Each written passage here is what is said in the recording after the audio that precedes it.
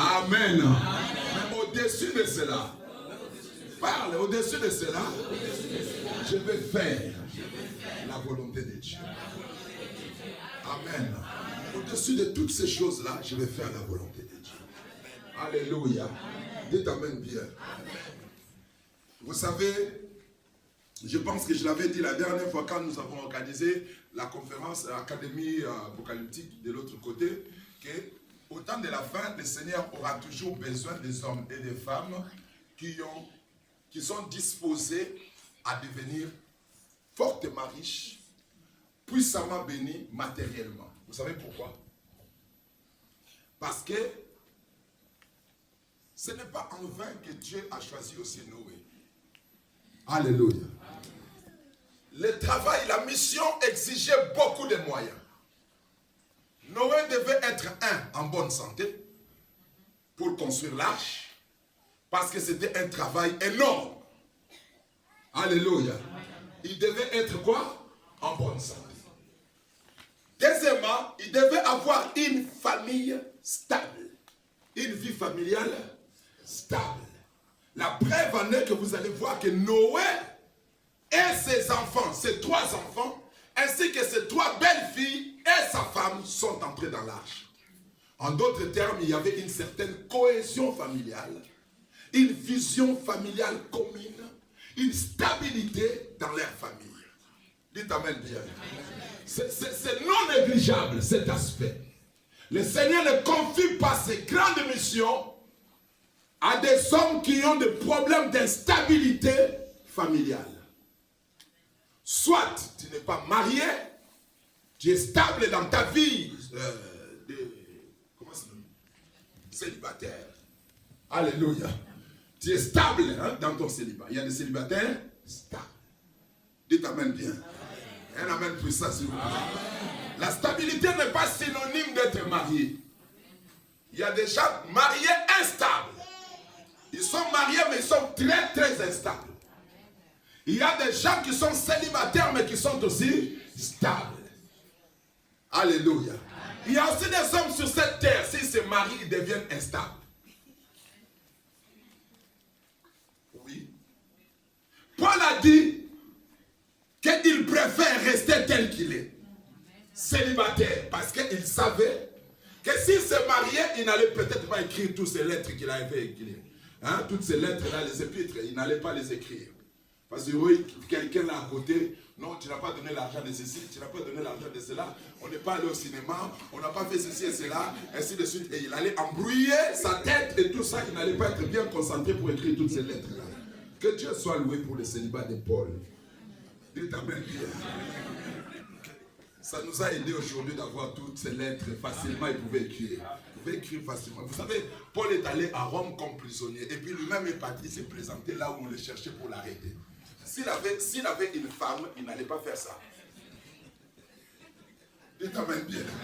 Et vous savez que les lettres les plus puissantes lettres de Paul, il les a écrites en prison. La maturité de Paul, c'est dans la prison. Les 2 épîtres de Paul au Timothée qui sont des lettres très très riches. L'épître de Paul aux Éphésiens très riches. Aux Thessaloniques très riches. Ce sont des livres que Paul a écrits, des lettres que Paul a écrites en prison. Alléluia. Dites Amen bien. Alors s'il avait une femme, il n'allait pas aller se présenter bonnement comme ça chez les Juifs. D'abord il allait parler de ça à sa femme.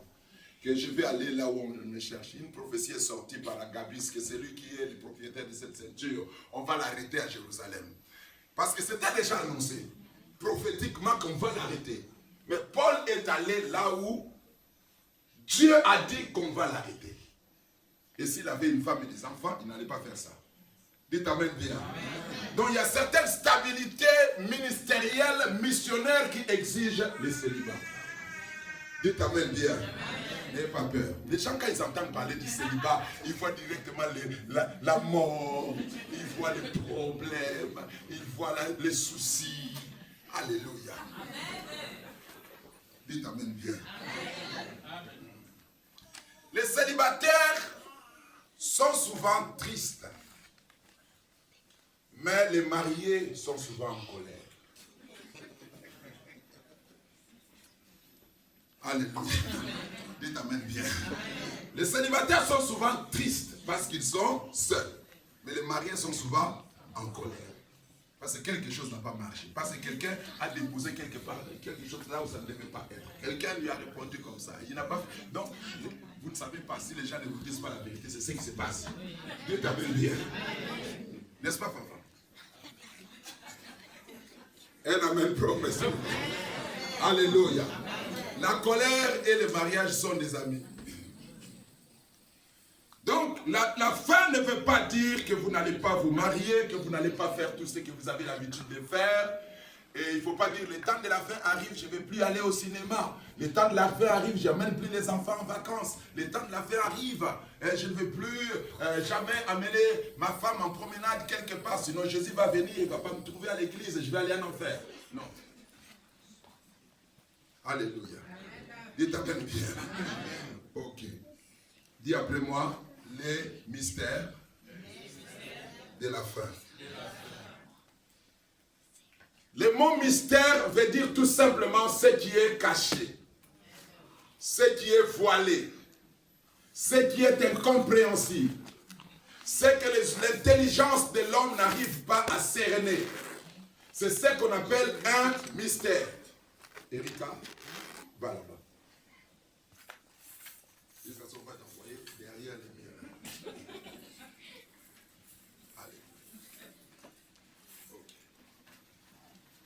Donc, quand on parle de mystère, on ne veut pas parler de ce qui est déjà connu. On parle de ce qui est inconnu. De ce qui est là, mais que les hommes n'arrivent pas à comprendre. Nous avons deux sortes de mystères. Nous avons le mystère de Dieu et nous avons aussi le mystère du diable. Les mystères de Dieu sont des signes cachés que le Seigneur a mis dans le monde. En fait, ce n'est pas vraiment caché, mais Dieu a mis des choses dans le monde pour permettre à ce que son peuple puisse le comprendre et pouvoir se protéger contre les ruses du diable. Alléluia. C'est-à-dire qu'il y a des signes mystérieux de Dieu. Dieu ne les a pas cachés, mais sauf que c'est leur nature. Leur nature est mystérieuse. C'est-à-dire, quand Dieu met des choses dans le monde qui viennent de lui, qui font partie de son message, ce que Dieu met en place sur la terre sera voilé pour les gens qui n'ont pas le Saint-Esprit. Dites amen bien. Amen. Cela ne veut pas dire que Dieu ne veut pas que les gens puissent le comprendre. Dieu veut que les hommes puissent le comprendre. Mais sauf que la nature des hommes et les choses qu'il a mis en place sont aux antipodes. Alléluia. C'est deux mondes différents. Il se fait que les hommes ne puissent pas comprendre, non pas parce que Dieu ne veut pas qu'ils puissent comprendre. C'est comme quelqu'un qui est chinois et qui envoie une lettre en Belgique en chinois. Dites amen bien. Il veut que les Belges puissent comprendre sa lettre. Et il ne sait pas écrire dans une autre langue qu'en chinois. Et vous voyez l'écriture chinoise, un Belge ne peut pas la lire. Dites amen bien. Sauf un Belge qui s'intéresse à la Chine. Dites amen bien. Et qui s'intéresse à la langue chinoise. Et c'est lui qui va lire cette lettre-là. Et pour les autres, ça sera un mystère. Ça sera quoi? Du charabia. Alléluia. Ils ne vont rien comprendre de ce que les Chinois ont envoyé. C'est pareil avec Dieu. Il nous a envoyé des choses, il nous a envoyé des paroles, des programmes, des plans, des signes, des moyens d'orientation dans la spiritualité. Mais sauf que cela dépend de la nature. La compréhension est dépendante de la nature de la personne qui lit. Si celui qui lit n'a pas la nature ou qui ne s'intéresse pas aux choses célestes, il ne va pas comprendre ce qui vient du ciel. Dites Amen bien. Assis-toi bien. Alléluia. Il ne va pas comprendre. Ce n'est pas le problème de Dieu. Dieu a envoyé son message. Les gens doivent le comprendre, mais ça reste un mystère. Nous allons voir quelque chose que l'apôtre Paul a dit concernant le caractère mystérieux de la pensée de Dieu ou de la parole de Dieu. Alléluia. Vous allez m'excuser, je vais un peu tâtonner. Hein? Je ne suis pas très spécialiste dans les versets bibliques. Les textes disent si notre évangile est voilé, il est voilé pour ceux qui périssent. Ça doit être 1 Corinthiens 4, je pense. Hein? Si quelqu'un connaît, il me donne. Hein? Ça doit être 1 Corinthiens 4 ou 2 Corinthiens. Alléluia. Si notre évangile est voilé, il est voilé. 2 Corinthiens chapitre 4, verset 3. La Bible dit ceci. 2 Corinthiens 4, 3 à 4. Si notre évangile est encore voilé, il est voilé pour ceux qui périssent. Verset 4. Pour les incrédules, dont le Dieu de ce siècle a aveuglé l'intelligence, afin qu'ils ne vissent pas briller la splendeur de l'évangile de la gloire de Christ, qui est l'image de Dieu. Ça explique ce que je viens de vous expliquer tout à l'heure. Si notre évangile est voilé, il y a un signe conditionnel là. Il y a quelque chose là qui explique que l'évangile n'est pas vraiment voilé. Alléluia. Que l'évangile est clair et que tout le monde peut comprendre l'évangile. L'évangile a été destiné pour que les hommes puissent le comprendre. Il y a plusieurs textes de la Bible qui nous avertissent que le Seigneur veut que les hommes puissent comprendre son message. La Bible déclare ceci, que cela est bon et agréable à Dieu qui veut que tous les hommes soient sauvés et qu'ils parviennent tous à la connaissance de la vérité. Le Seigneur veut que tous les hommes puissent connaître sa parole. Alléluia. La connaissance n'est pas réservée à une certaine catégorie de hommes un peu spéciaux. Dites Amen bien. Mais la connaissance est un don de Dieu pour l'ensemble de l'humanité. La Bible déclare que la terre tout entière sera remplie de la connaissance de Dieu. C'est ça la volonté de Dieu. La Bible déclare encore, Dieu sans tenir compte de tant d'ignorance, annonce à tous les hommes, à tous les peuples, de toutes les tribus de la terre à se repentir. Comment les hommes vont-ils se repentir s'ils n'accèdent pas à la connaissance de la parole de Dieu? Pour qu'ils soient sauvés, ils doivent comprendre. Même une petite dose de la parole, même une petite portion de l'évangile, ils doivent comprendre. Chacun de nous a la possibilité d'avoir l'accès à la possession même d'une petite portion de l'évangile pour son salut. Dites Amen bien. Un homme de Dieu a chanté, il a prêché plutôt, il a dit une portion de toi Jésus.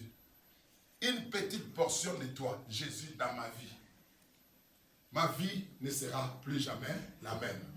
Même si une petite portion de toi entrait en moi, ma vie va changer. Dites Amen bien.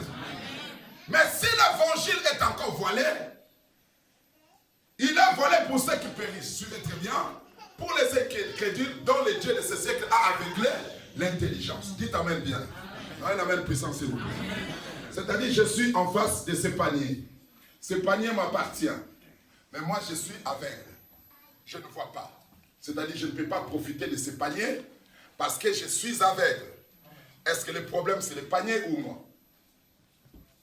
Qu'est-ce qui est le problème? Si je n'arrive pas à profiter de ce panier, le problème se trouve où? Dans le panier ou ça se trouve sur moi? Alléluia. Le problème, c'est que c'est moi qui suis aveugle. Mais le panier a été placé là pour que tout le monde puisse en profiter. Parce que moi, je suis aveugle, je ne peux pas profiter de ça. La Bible dit, si l'évangile est voilé, il est voilé pour ceux qui périssent, pour ceux dont le Dieu de ce siècle a aveuglé l'intelligence. Alléluia. Donc ce n'est pas le problème de la nature, du message, ou du contenu du message du Christ, mais plutôt notre état qui nous a voir ce que Dieu a mis à notre disposition pour notre salut. Alléluia. En lisant la parole de Dieu, nous allons voir que beaucoup de textes parlent de mystères. Il y a des mystères de Dieu partout. Mais ces choses ne sont mystères que pour les gens qui sont voilés. Dites amen bien. Amen. Alléluia. Est-ce que quelqu'un peut dire amen très fort? Une autre chose à savoir concernant les mystères, c'est le mystère du côté de Satan. Le diable aussi a ses mystères. Parce que si le diable ne fonctionnait pas sur base des mystères, les hommes ne vont pas les suivre. Le diable est un menteur. Vous devez savoir que tout menteur a toujours un côté mystérieux, un côté obscur. Alléluia, dites amen bien. Le mensonge cache toujours quelque chose. Un menteur, il sait qu'il ment. S'il sait qu'il ment, c'est qu'il sait qu'est-ce qui est vrai. Dites amen bien. Et quand on ment, c'est qu'on sait ce qui est vrai. Et on dit ce qui est faux parce qu'on ne veut pas que les gens puissent connaître ce qui est vrai. Dites amen bien. D'où le mensonge est un mystère. C'est un mystère parce que ça a pour objectif de voiler la vérité. D'empêcher